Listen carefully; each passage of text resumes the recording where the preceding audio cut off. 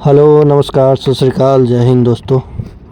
तो दोस्तों, आज ये डाइजेस्टिव सिस्टम का दूसरा पार्ट है। पहले पार्ट में हम लोग बेसिक देख लिए थे, डाइजेस्टिव सिस्टम क्या होता है, उनके क्या क्या काम होते हैं। उसका पांचों चरण देख लिए थे, जिसमें से अंतर्ग्रहण हो गया, पाचन हो गया, अवशोषण हो गया, फिर अंतिम में स्वांगीकरण हो गया जिसमें ऊर्जा बनता है, और फाइनल जाके जो हुआ निक्षेपण हो गया। तो उसके बाद आज हम लोग डाइजेस्टिव सिस्टम का जो मेन हीरो होता है ना, मेन हीरो तो डाइजेस्टिव सिस्टम का जो मेन हीरो शुरुआत जहाँ से होता है वो तो तीन ही है, जिसमें से आपका दांत हो गया, जीभ हो गया और लाल ग्रंथि हो गया। तो आज के इस वीडियो में हम उसी तीनों हीरो के बारे में पढ़ेंगे। तो शुरुआत हम करते हैं सबसे पहले पहला हीरो का, जिसका नाम है दांत, टूथ, जिसका नाम है दांत। ये दांत जो होता है ना, कैल्शियम फॉस्फेट का बना होता है, बहुत ही स्ट्रॉन्ग होता है दांत। ठीक है, दांत मुख्यतः, दांत का मेन जो काम होता है, सबको पिछले क्लास में बता दिए थे कि दांत क्या करता है, भोजन को अच्छा से तोड़ता है, मरोड़ता है, उसको कचर कचर कचर कचर काटता है, छोटे छोटे टुकड़ों में कर देता है ताकि भोजन को पचने में आसानी हो। ठीक है, तो दांत मुख्यतः तीन प्रकार का होता है। पहला दांत जो हुआ उसको द्विबारदंती बोलता है। पहला दांत जो होता है, पहला नंबर का पहला भाग जो होता है, उसको द्विबारदंती बोलता है। ये जो है जीवन में दो बार आता है। दूध का दांत इसी द्विबारदंती के अंतर्गत आता है। दूध का दांत जो होता है इसी द्विबारदंती के अंतर्गत आता है, और उसकी संख्या 20 होती है। दूध की दांत की संख्या एक होती है गर्तदंती। गर्तदंती जो होता है वो जबड़े में फंसा हुआ, जबड़े का से निकला हुआ सटा हुआ जो दांत है ना, उसको गर्तदंती, धंसा हुआ जबड़े में, उसको गर्तदंती बोलता है। गर्त मतलब धंसा हुआ है ना जबड़े में, उसको गर्तदंती बोलता है। ठीक है, शकलता। और विषमदंती, वो अलग अलग प्रकार के दांत होते हैं, जिसमें कृंतक हो गया, रत्नक हो गया, अग्र चवर्णक हो गया, चवर्णक हो गया। इसकी संख्या जो होती है टोटल 20 होती है। ठीक है, तो दूध की दांत की संख्या, इसकी संख्या, दूध की दांत की संख्या 20 होती है। अस्थाई दांत की संख्या 32 होती है। 32, जिसमें 12 जो होता है वो एक ही बार जीवन में आएगा, और बचा हुआ 20 दूध का दांत है तो एक बार जाएगा, फिर दोबारा आएगा, फिर दोबारा जाएगा। ठीक है, और तीसरा एक दांत होता है जिसे अवशेषी अंग में भी गिना जाता है, उसको अकलदार बोला जाता है, अकल दांत। ठीक है, ये हमारे दांत का तीसरा मोलर जो होता है वो होता है अकल दांत, जो कि 18 वर्ष के आयु के बाद ये अकल दांत आता है। ठीक है, दांत जो होता है, दांत का मुख्यतः 4 भाग होता है। पहला कृंतक, दूसरा रजनक, तीसरा अग्र चवर्णक, चौथा चवर्णक। कृंतक, कृंतक जो होता है देखने में वो छेनी हथौड़ी नहीं लगता, देखने में छेनी हथौड़ी नहीं। कृंतक करता क्या है, भोजन को काटता है, भोजन को काटता है। उसके बाद आता है रदनक, जो कि भोजन को रद्दी रद्दी बना देता है, नुकीला होता है, भाला नहीं है रदनक। ठीक है, भोजन को चीर फाड़ के रद्दी बना देता है। जैसे मांसाहारी जीव, जैसे शेर उड़ के देखा है, जो शेर दांत है, अगला दोनों दांत कुतवार के दांत देखा है, बड़का नुकीला, वही होता है रदनक, चीर फाड़ काम करने का काम करता है। तीसरा होता है अग्र चवर्णक। इसका काम भोजन को पीसना होता है, इसका काम भोजन को पीसना होता है। और ये अग्र चवर्णक जो होता है, जिसे प्री मोलर बोला जाता है, ये बच्चों में नहीं पाया जाता। प्री मोलर जो होता है बच्चों में नहीं पाया जाता। और चौथा होता है चवर्णक। इसका काम भोजन को महीन महीन पीसना, इसका काम भोजन को महीन महीन पीसना, चवर्णक का जो चौवा होता है। ठीक है, बच्चों में केवल 2 होते हैं, और वयस्कों में जो होते हैं इसकी संख्या 3 होती है। अब दांत का सूत्र भी आपके एग्जाम में पूछा जाता है। तो दांत का सूत्र जो होता है कुछ नहीं होता है, 1/4 भाग होता है पूरे दांत का, सूत्र में बताते हैं। वयस्क में जो दांत का सूत्र होता है वो 2123 होता है। 2123/2123, यानी 2123 ऊपर, 2123 नीचे। ठीक है, और इसी 2123 को 4 से मल्टीप्लाई कर देंगे, गुना कर देंगे, तो टोटल दांत की संख्या आ जाएगी। जैसे वयस्क में 2123 का मतलब 2 incisor, 2 incisor, 1 canine, 2 premolar, 3 molar, तो 2123 होगा। इसको 4 से गुना कर देंगे। जैसे 2 इंसीजर यानी 4 दूना 8, 1 कैनाइन यानी 4 12, 2 प्रीमोलर यानी 8 20, और 3 मोलर 4 3 12, 20 12 32, टोटल वयस्क में 32 दांत। उसी तरह बच्चे का जो फार्मूला होता है 2102/2102, इन सबको 4 से गुना कर देंगे तो डेंटल का पूरा संख्या दांत का निकल जाएगा। बच्चों में जो होता है प्री मोलर नहीं होता है, पहले भी बता चुके हैं, और अंतिम मोलर नहीं होता है। प्री मोलर तो होता ही नहीं है, साथ ही साथ लास्ट का जो मोलर होता है ना वो होता ही नहीं है, ठीक है। और दांत शुरू में ये बता दिए थे जो बना रहता है वो कैल्शियम फॉस्फेट का बना होता है, बहुत ही स्ट्रॉन्ग होता है।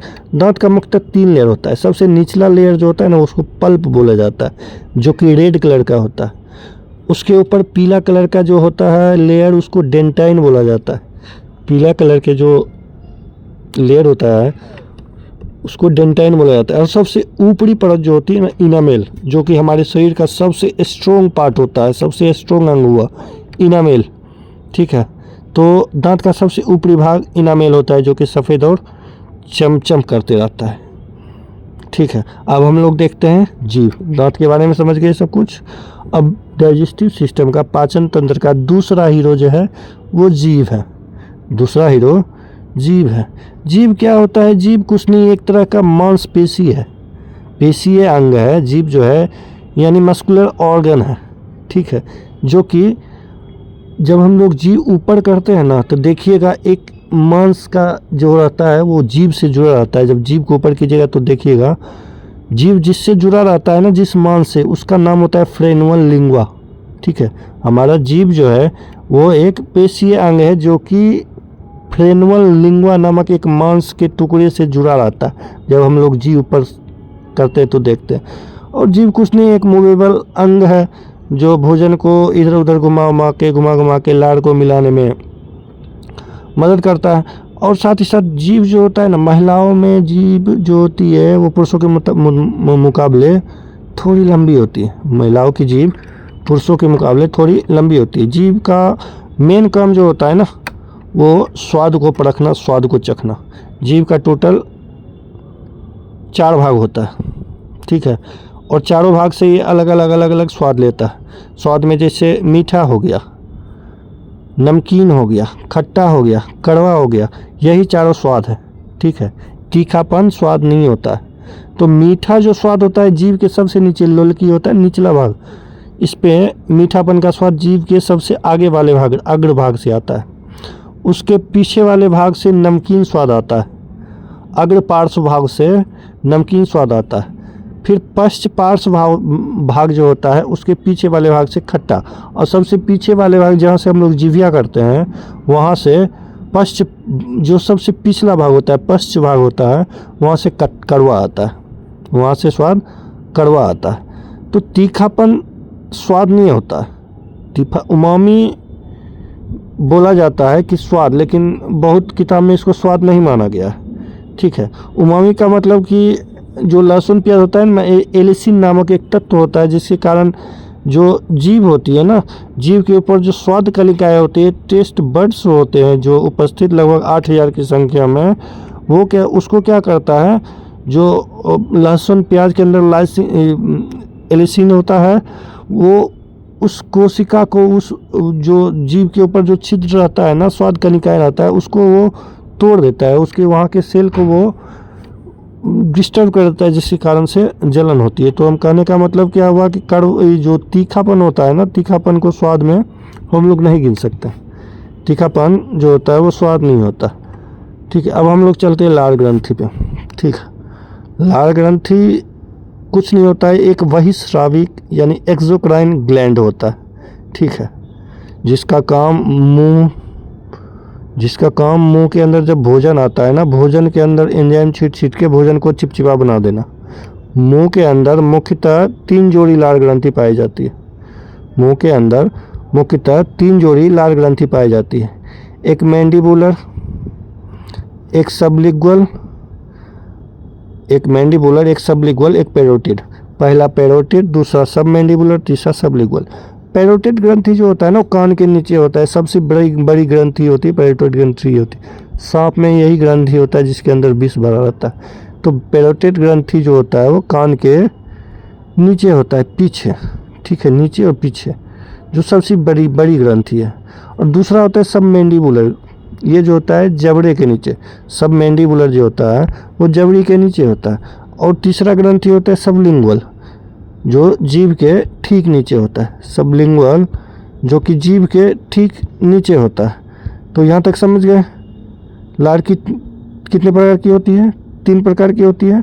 पैरोटेड जो कि सबसे बड़ी ग्रंथि हुआ, सबमैंडिबुलर और सबलिंगुअल।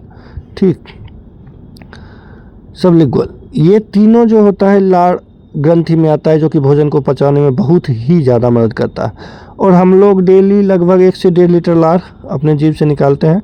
लार का जो pH मान होता है ना, लगभग 6.8 होता है, यानी हल्का एसिडिक होता है, हल्का अम्लीय होता है। ठीक है, लार जो होता है मुख्यतः 2 चीज़ों से मिलकर बना रहता है। एक 99% लार में तो वाटर ही होता है, जल ही होता है। मात्र 1% ऐसा होता है जिसके अंदर एंजाइम हो गया, प्रोटीन हो गया, हाइड्रोलाइटिक, इलेक्ट्रोलाइटिक हो गया, एंजाइम हो गया, जितना मात्र 1% में आएगा। और 99% ऐसा लार का जो पार्ट होता है वो जल का ही बना रहता है। ठीक है, तो लार के अंदर जो होता है ना, 2 तरह का एंजाइम होता है, केमिकल होता है। एक तो टाइलिन होता है, दूसरा डायस्टेज होता है। ठीक है, टाइलिन क्या करता है, जो लार के अंदर टाइलिन रहता है, जब हम लोग भोजन करते हैं ना, तो भोजन के अंदर जो स्टार्च होता है, जो मंड होता है ना, वो टाइलिन क्या करता है, उस स्टार्च को छोटे छोटे टुकड़ों में काट के माल्टोज में बदल देता है। माल्टोज सिंपल सरल माल्टोज में बदल देता है।